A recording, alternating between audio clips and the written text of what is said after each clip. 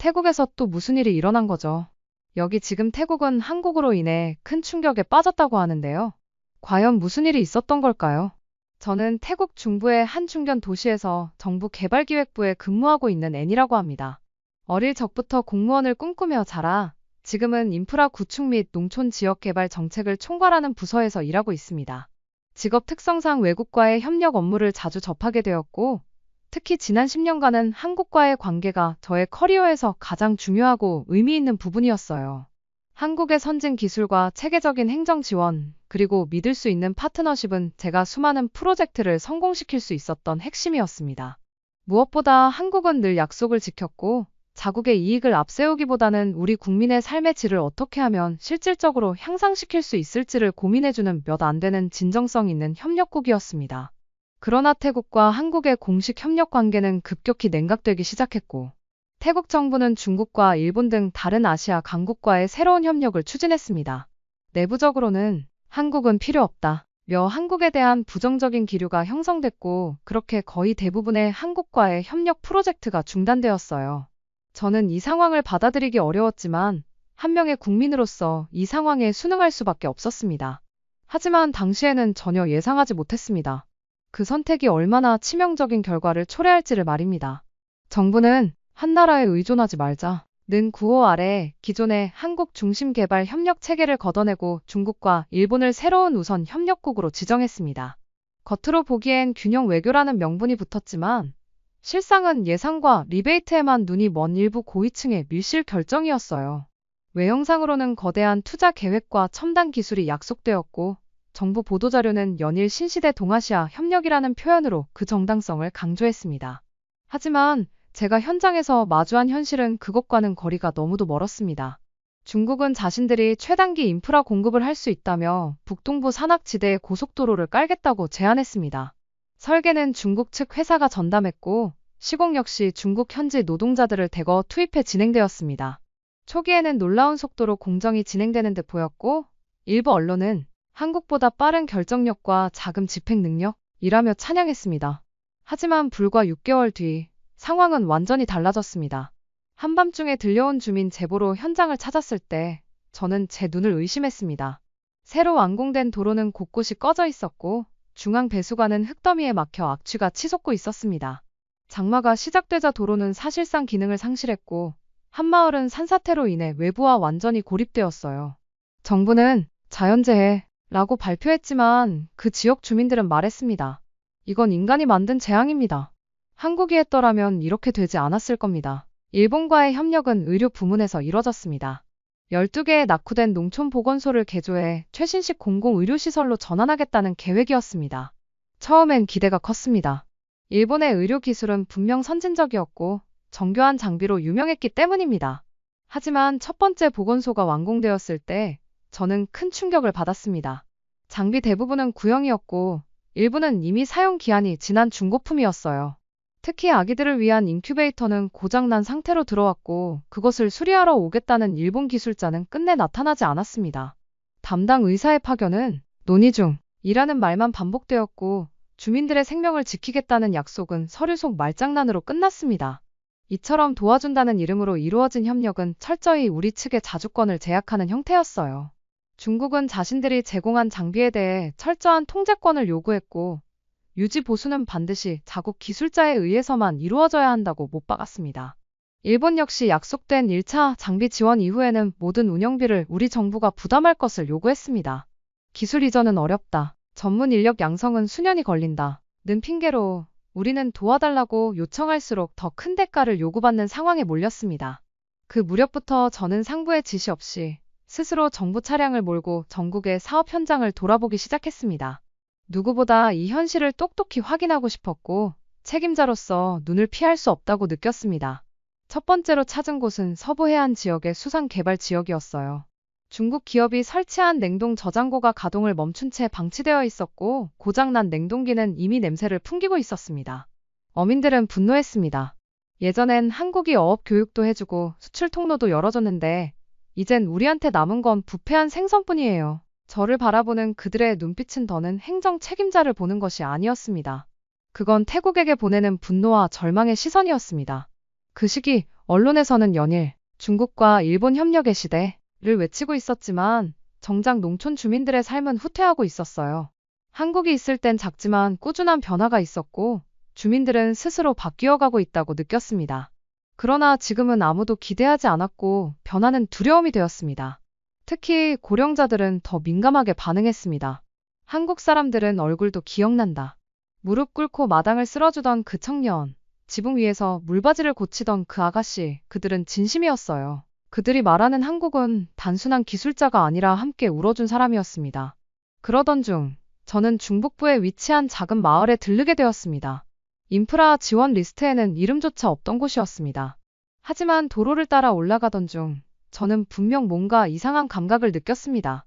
진입로의 포장 상태가 너무나도 정돈되어 있었고 배수로의 각도까지 완벽했습니다. 근처에 있는 다른 마을들은 여전히 진흙탕 길을 이용하고 있었기에 이 단정한 도로 하나만으로도 저에겐 충분히 낯설었어요.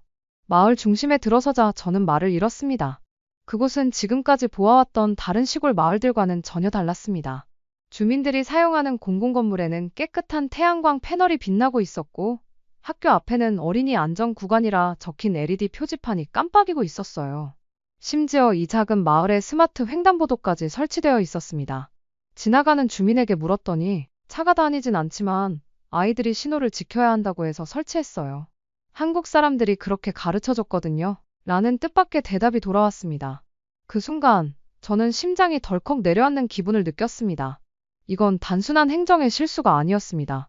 무언가 감춰진 진실이 있었고 그 진실은 분명 한국과 관련되어 있다는 강한 예감이 들었습니다. 더 확실한 걸 알고 싶어 저는 마을 이장을 찾아가 직접 면담을 요청했습니다. 자리에 마주 앉은 이장은 마치 오래 숨겨왔던 진실을 털어놓듯 조용히 입을 열었어요. 사실은 한국이 저희 마을을 개발 지원 대상으로 선정해 주었었습니다. 물 부족 문제를 해결해 주겠다며 정수 시스템부터 시작해서 여러 가지를 하나하나 차근차근 진행하기로 했었죠.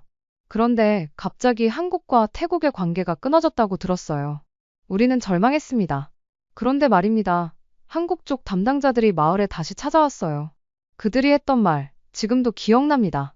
관계는 단절됐지만 사람과 사람의 약속은 아직 남아있습니다. 저는 가슴이 먹먹해졌습니다. 정부 기록에는 존재하지 않는 마을, 공식 협력 대상도 아닌 이곳에 한국은 여전히 손을 뻗고 있었던 것이었어요. 그것도 아무 대가도 없는 순수한 책임감 하나로. 이장님은 더 충격적인 사실을 이야기해 주었습니다. 마을의 정수 시스템은 한국이 무상 제공한 것이고 그 정기 점검을 위해 2달에 한 번씩 자비로 한국에서 기술자가 찾아온다고 했습니다. 그는 심지어 자신이 직접 찍은 사진을 제게 보여주었습니다. 한 남성이 진흙 속에 무릎까지 빠진 채 작은 펌프를 점검하고 있는 모습이었습니다.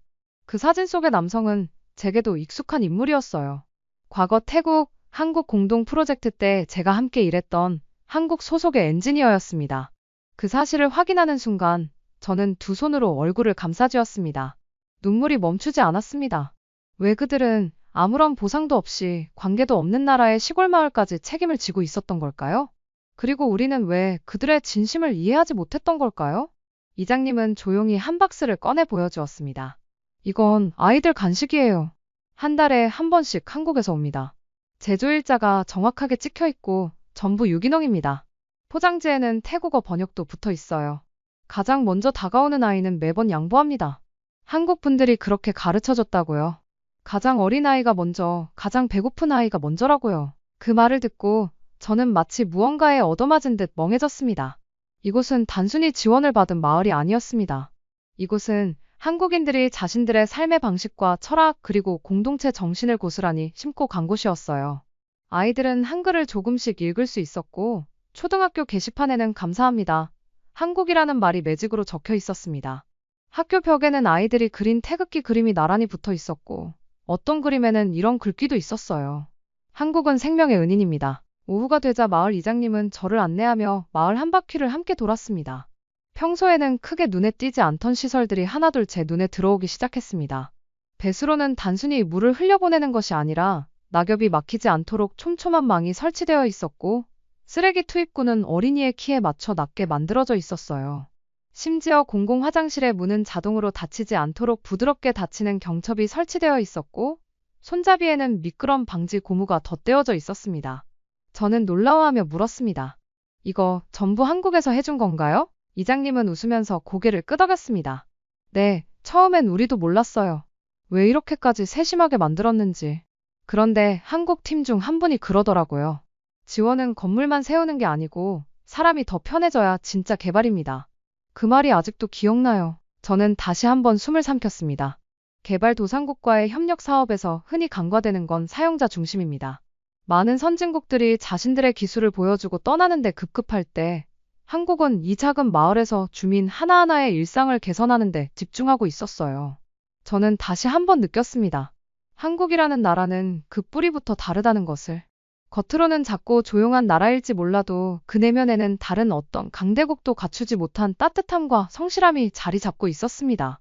마을회관 앞 정자에서 만난 마을 부녀회장은 제게 이렇게 말했습니다. 이 정수기는요, 한국에서 오신 기술자분이 우리 집 하나하나를 돌며 직접 수압 체크하면서 설치해 주셨어요. 집마다 수압이 다르니까요. 그러면서 우리 손주에게는 깨끗한 물 마시는 법도 알려주고 가셨죠. 지금도 그 말을 기억하고 있어요. 맑은 물은 맑은 마음으로 마셔야 해요. 라고요. 그 순간 제가 느낀 감정은 단지 미안함이 아니었습니다. 수치심이었어요. 자신들이 한 일을 자랑하지 않고도 묵묵히 책임을 다하는 한국인들의 태도가 이토록 무겁게 느껴졌던 건 처음이었습니다. 저는 그렇게 하루를 보낸 뒤 마을에서 가까운 허름한 민박집에 묵게 되었습니다. 밤이 깊어갈수록 제 마음속에서 요동치는 감정은 정리가 되지 않았습니다. 천장에 희미하게 비치는 전등 불빛 아래서 저는 침대 모서리에 앉아 조용히 울었어요. 태국은 도대체 지금 무슨 짓을 한 거지? 라는 절망적인 생각에 눈물이 멈추지 않았어요. 그날 이후 제 삶은 달라졌습니다. 공무원이라는 정체성 이전에 저는 스스로에게 하나의 사명을 부여했습니다. 한국의 발자국을 다시 발견하라. 단절된 외교선 아래 사라진 줄 알았던 한국의 흔적은 생각보다 가까운 곳에 조용히 숨쉬고 있었어요. 저는 상부의 명령 없이 누구의 지시도 받지 않고 전국의 구석구석을 돌기 시작했습니다. 지도에는 존재하지 않는 작은 마을, 산 너머 외부 차량이 다닐 수 없는 외딴 지역까지 발걸음을 옮겼습니다. 모두가 입을 모아 말했습니다. 한국은 조용히 다녀갔지만 우리에게 큰 걸 남겼어요. 첫 번째로 찾은 곳은 북동부의 마을이었습니다.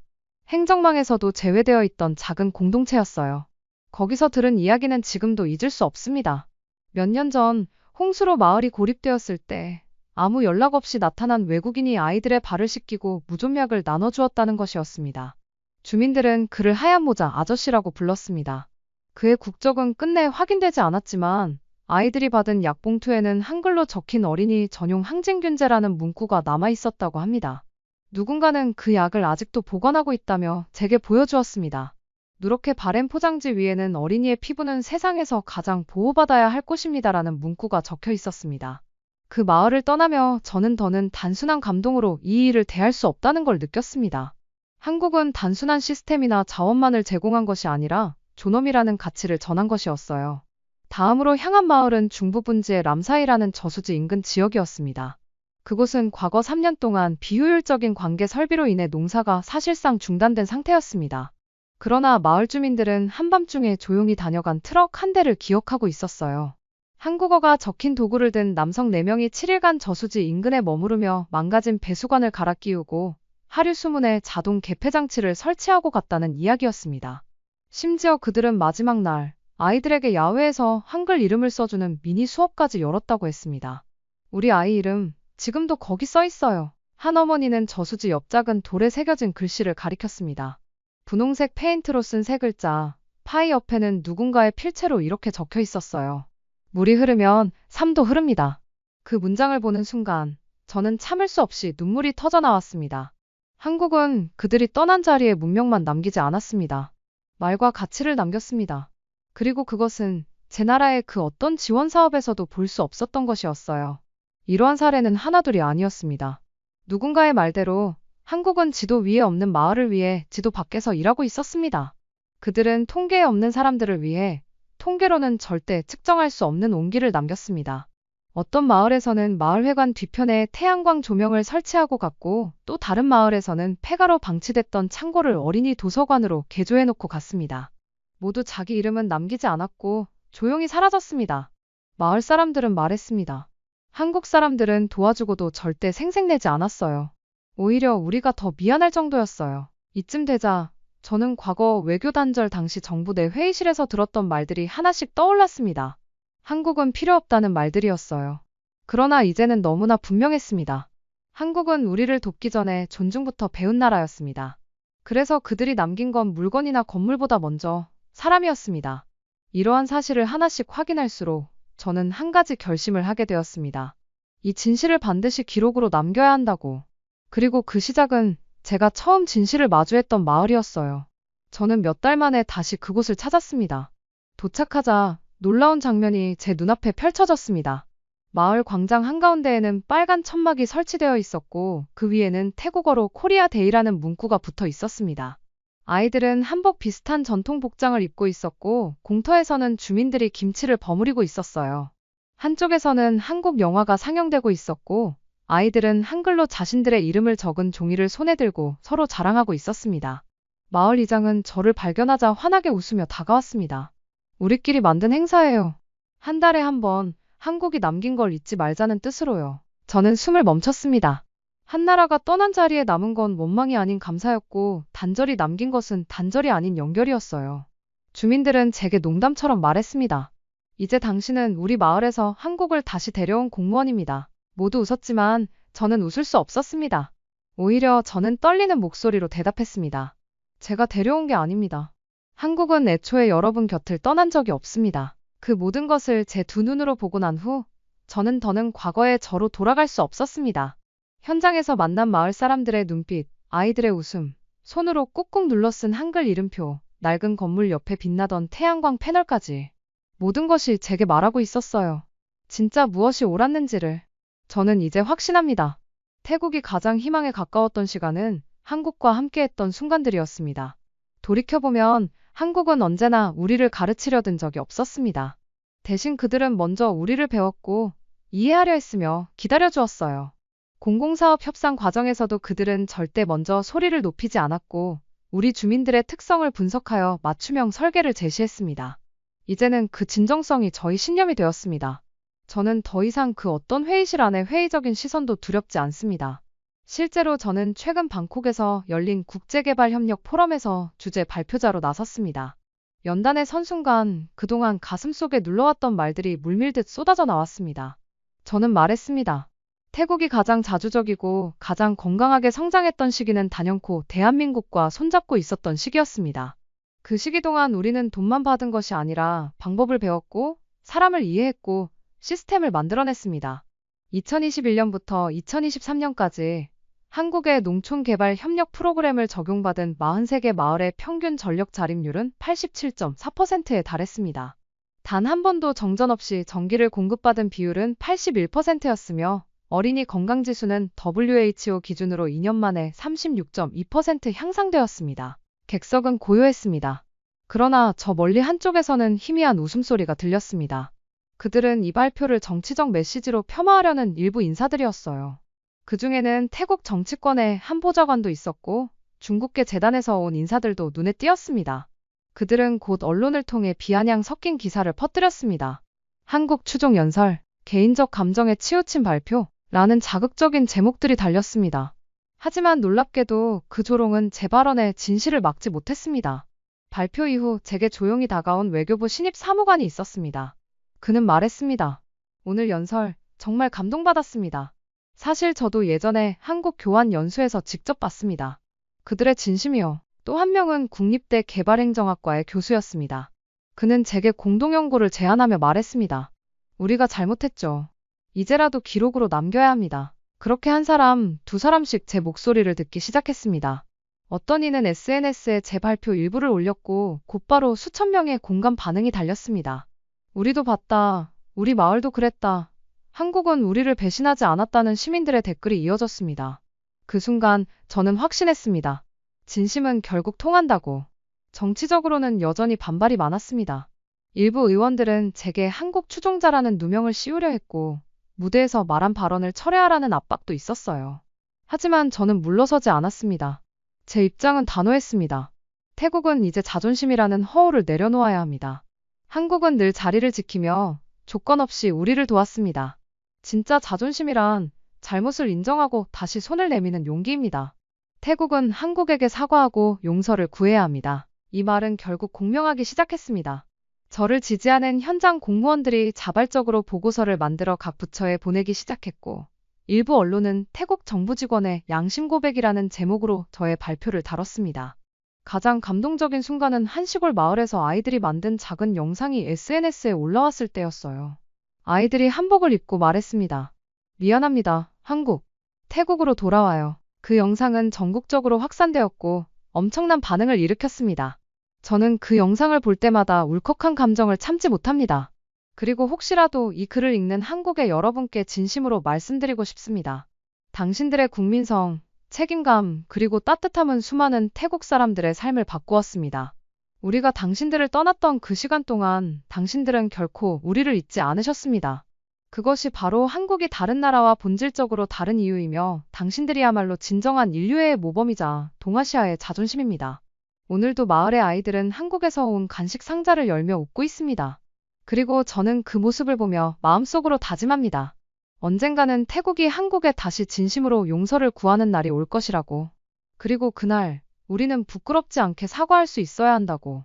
왜냐하면 한국은 언제나 약속을 지키는 나라였으니까요. 이 사연을 들으니 한국이 다른 국가들에게 정말 많은 것들을 해주었구나라는 생각이 들었고, 한국이 정말 대단하다는 생각이 들었습니다. 영상을 시청해주신 모든 분들에게 감동과 행운이 가득하시길 바라며 오늘도 시청해주셔서 정말 감사합니다. 구독을 눌러주시면 더 좋은 영상으로 보답해드리겠습니다.